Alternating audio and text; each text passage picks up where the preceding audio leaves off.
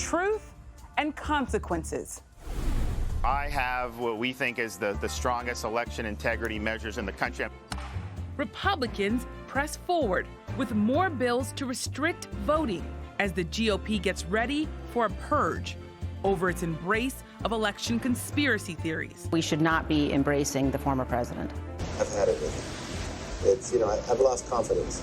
At the center, former President Trump's lie that the 2020 election was rigged and the power he still holds.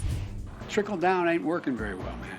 Meanwhile, President Biden sets new goals for fighting COVID, and he hits the road to sell his massive plans to rebuild and invest in America.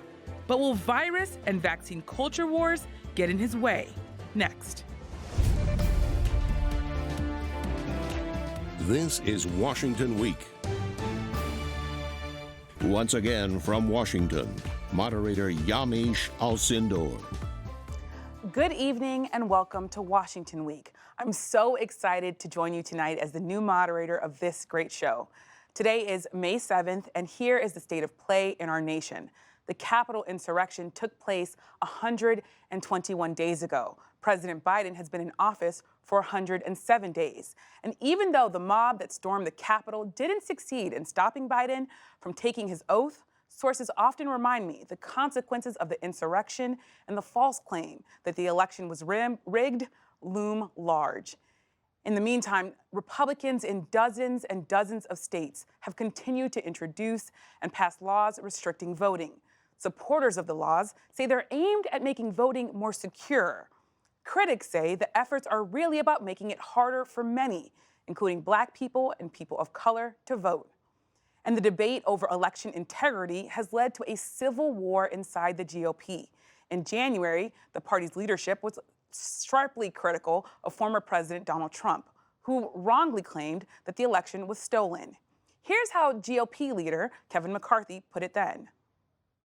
The president bears responsibility for Wednesday's attack on Congress by mob rioters. All of us must resist the temptation of further polarization. But this week, McCarthy was caught on a hot mic saying Representative Liz Cheney, the number 3 Republican in the House, should be purged from party leadership.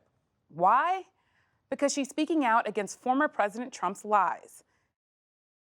I've had it with it. I've lost confidence. Well, someone just has to bring emotion, but I assume that will probably take place.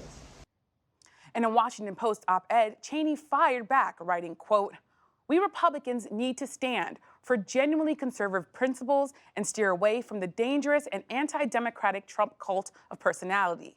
History is watching."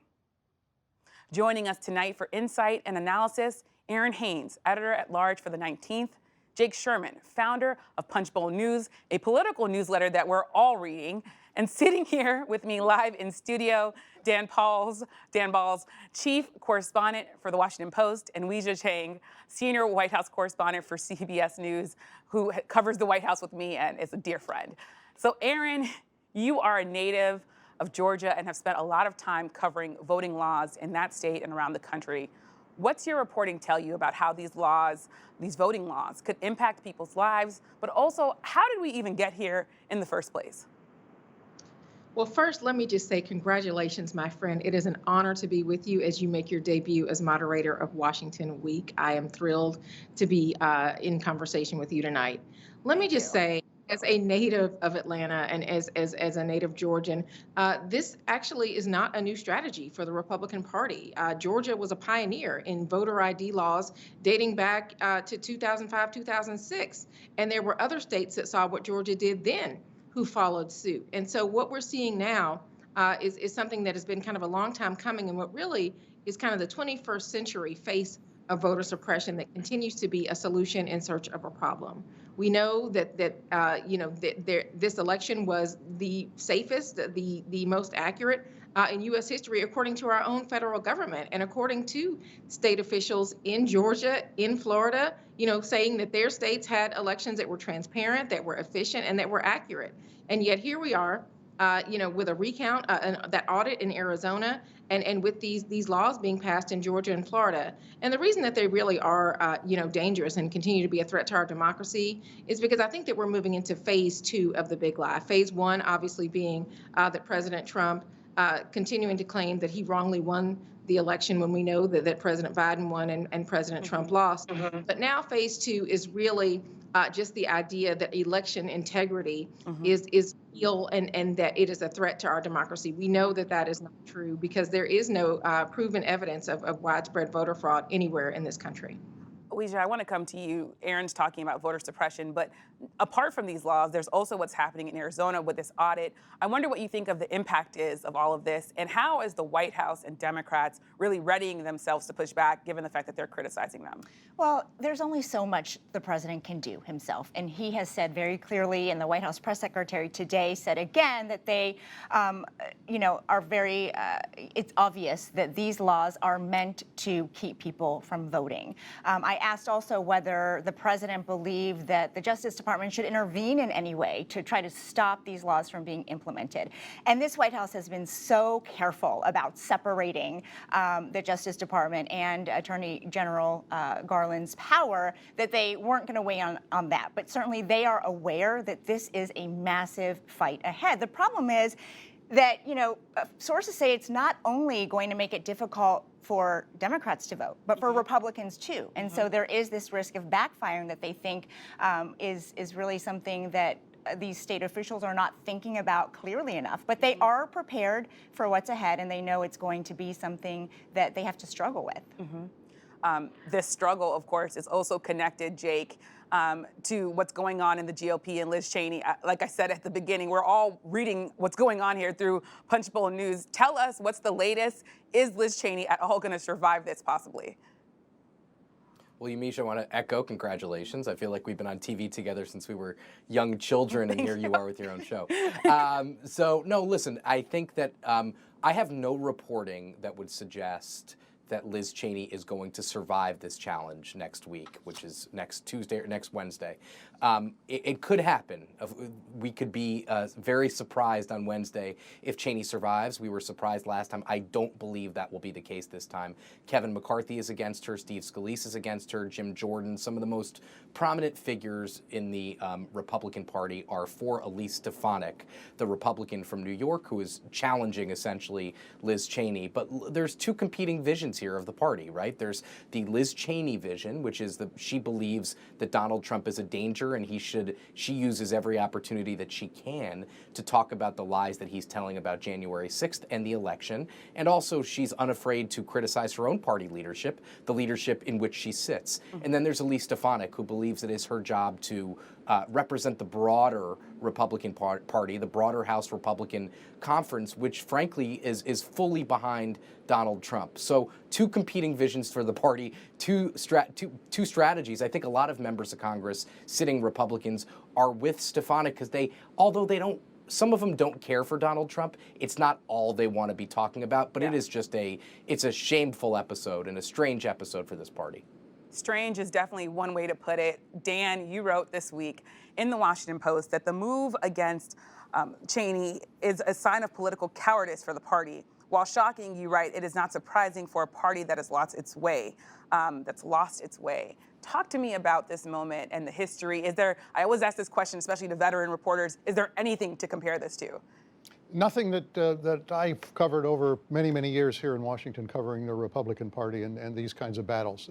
The Republican Party of today is not the Republican Party that existed 5 years ago, certainly not 10, 15, 25 years ago. It is now Donald Trump's party. We have all talked over this spring about the battle for the soul of the Republican Party, and I think at this point Donald Trump owns the soul of the Republican Party. He owns it lock, stock, and barrel. Liz Cheney is standing up against that, but she is in a very distinct minority. There may be people who agree with her, but they're unwilling to speak out in the way she is. And so what you have is a very small minority, Liz Cheney on the one hand, Senator Mitt Romney on the other, among a handful of people who are prepared to make the argument that the party is in danger of ruining its future if it continues to buy into Trump's lies about the election. But it appears as though she's on very thin ice in the House, and as a result of that, what we have right now is a party that is Donald Trump's.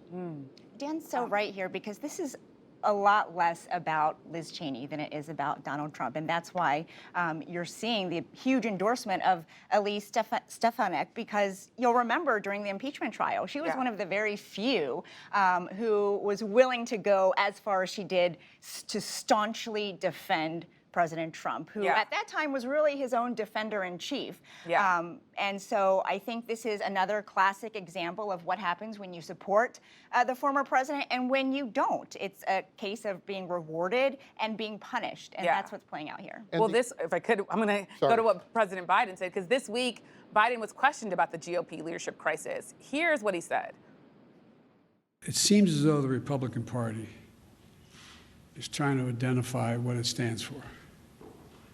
And they're in the midst of a significant sort of mini revolution going on in the Republican Party. Dan, you were going to jump in. Tell me a little bit about how President Trump's hold on the GOP might impact his ability to function in the party, and also the party's function to really deal with President Biden. There's all this talk of bipartisanship. What do you make of it? Well, I think there's two related but somewhat separate issues on that. In terms of former President Trump, the party is focused on trying to win back control of the House and maybe the Senate in 2022. That's why they are upset with Liz Cheney, because they think she is taking them back to an old fight, and they want to move past that, whether they buy into what Donald Trump has said or not. But Trump has made it very clear that he's going to continue to be active within the party. He's rare among presidents in that he gets involved in intra-party fights, and that's clearly what he's going to do. And most Republicans don't want to be on the wrong side of that, so they are with Trump and therefore against Cheney. How that will affect the legislative agenda of President Biden is not yet clear. There are signs that there are going to be decent negotiations over the American Jobs Plan. I don't think we know enough about how serious those are yet, but there's a possibility that those will end up being somewhat compartmentalized. But right now, the Cheney, if you will, Cheney-McCarthy battle and the Cheney-Trump battle is overwhelming everything else within the Republican Party. And Dan's talking about, Dan's talking about all of this overwhelming everything. I'm really interested in the idea that Joni Ernst, she's a senator, a Republican woman in the Senate. She came to the defense of Liz Cheney. What does that tell you? And what does it tell you that maybe possibly going after Liz Cheney, how could that impact the GOP's relationship with its women voters? Yeah, I mean, well, certainly that is something that we are interested in over at 19th News. One thing that was interesting, that we've reported is that, even as Liz Cheney was embattled, she had a record fundraising quarter last quarter, after, her colleague Matt Gaetz goes to Wyoming and tells her constituents to vote her out of office. And instead they respond by, donating millions of dollars to her campaign. And so this could be something we know that there were women voters, especially conservative women that we talked to, in the 2020 campaign, who maybe were turned off by former President Trump's rhetoric, but were not necessarily turned off by his agenda. And so it is clear, kind of where women voters will come down.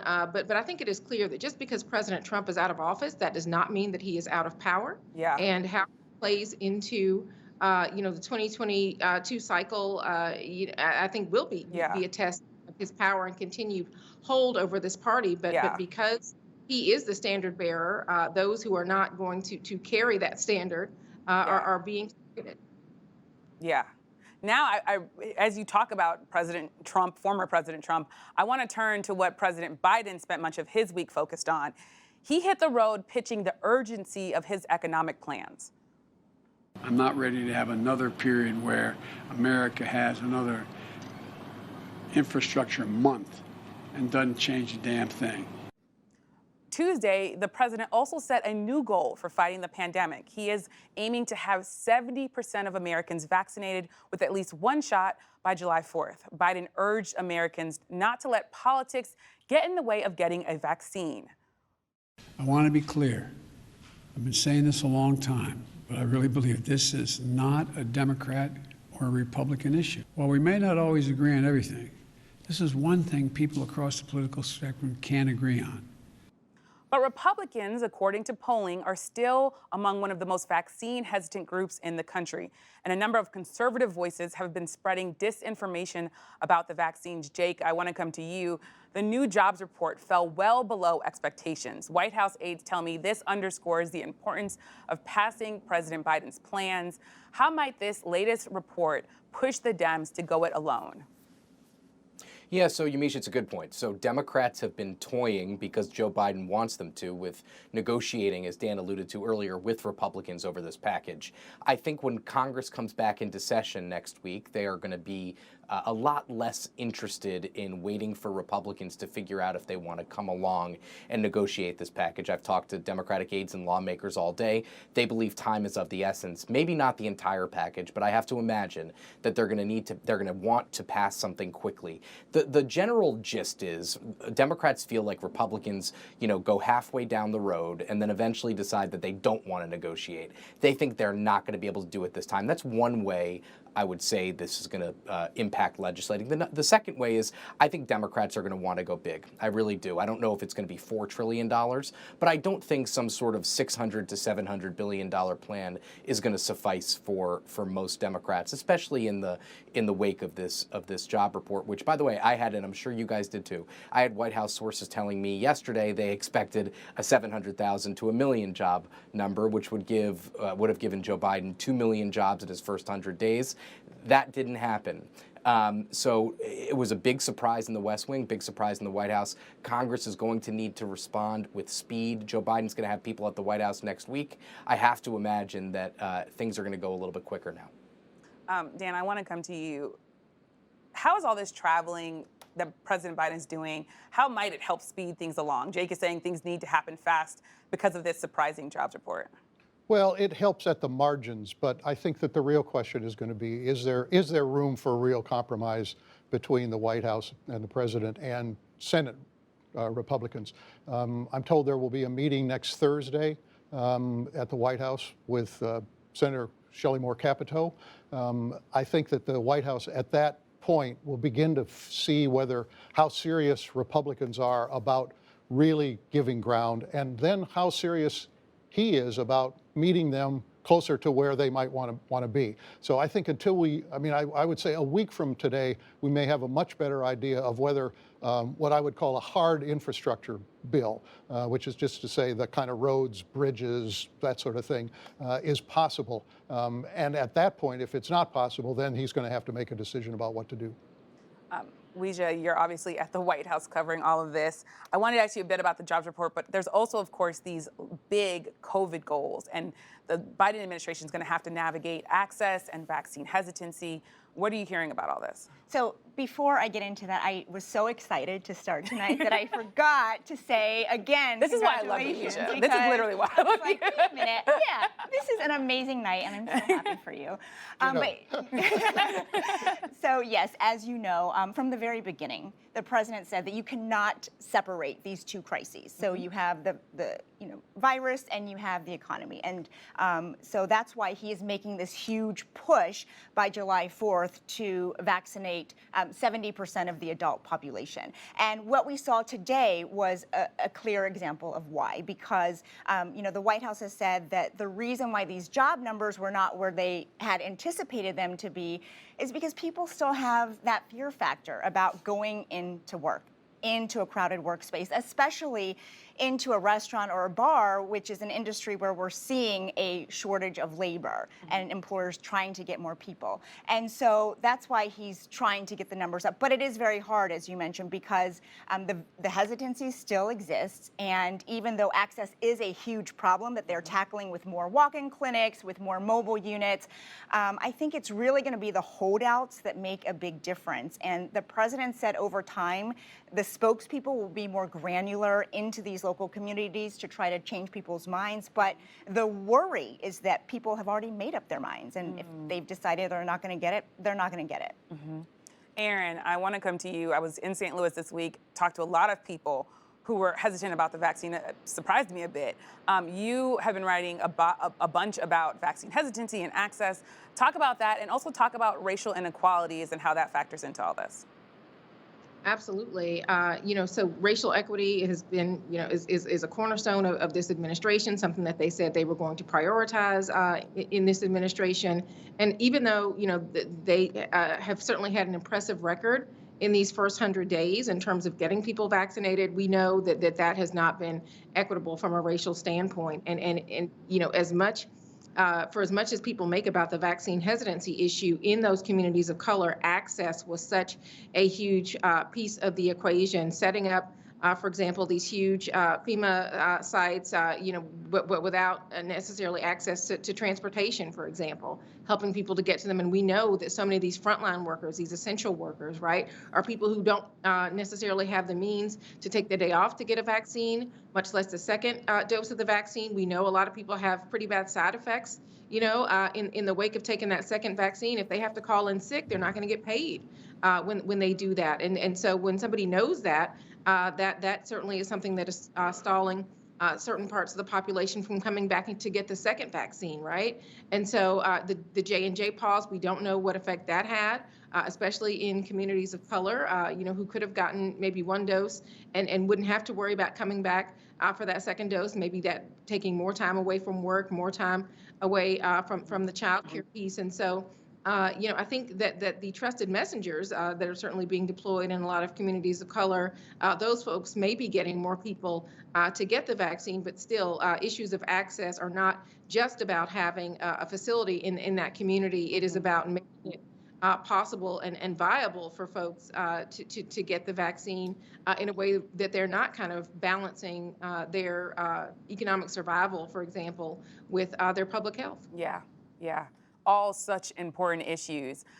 Before we go, we had major immigration news this week. The Biden administration carried out some of its first reunifications of families separated at the southern border under former President Trump. Weijia, these are such emotional scenes. These are such really scenes that tug at your heartstrings.